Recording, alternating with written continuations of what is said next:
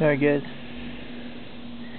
today we're working on the gas tank out of the 77, and I've been getting a really strong gas smell lately.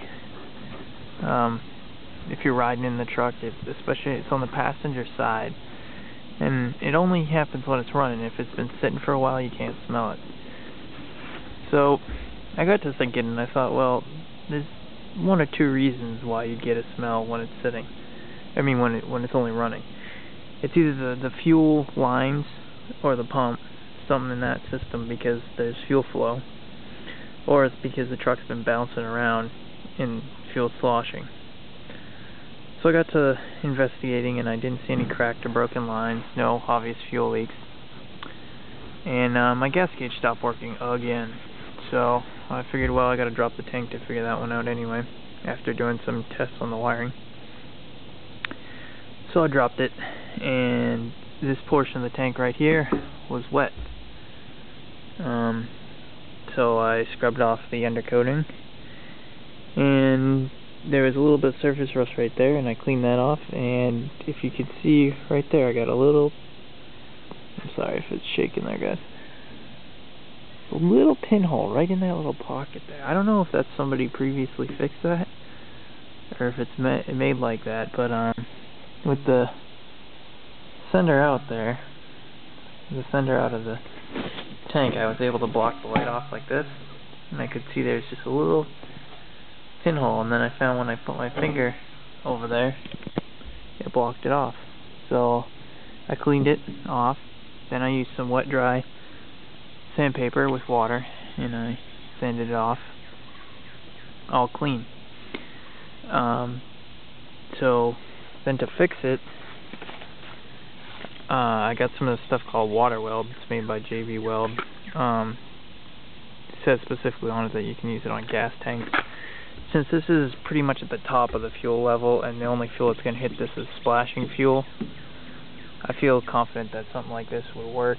If it was below the tank line, I'd just get a new tank, and I very well might get a new tank at some point down the line. I'd love to switch to a Blazer or Suburban tank for the bigger capacity. This is only 16 gallons, and the Blazer ones, I think you can either get either 25 or 30, and then I think they have a 40. So there's a couple different options there. As far as the sending unit, I tested it out of the truck, and it tested fine, but since I have the tank out, I figured, well, I might as well put a new sending unit in, so I got a new one from Napa. You know, it's not an AC Delco, which I would like, but I just can't afford right now. My old one still tests good, so I'm going to hold on to it. I actually found out what the problem was, is I have a wiring issue with this stupid connection. Problem being is that you need this retainer to attach to the little plug here. You can look on the old sending unit. That little nipple that sticks out. And my retainer is royally screwed up, but it's just gonna have to work for now. It's not a big deal to drop the tank. It's 8 bolts. It's kind of awkward, but it's not that bad.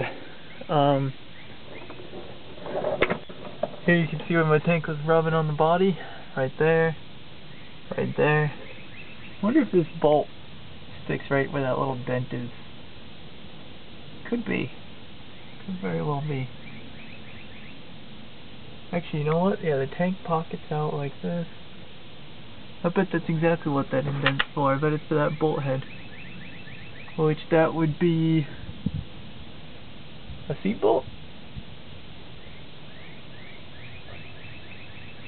You know what I think I'm going to do? I'm going to cut that off. Yeah, that's a seat mount bolt. I think I'm just going to cut that.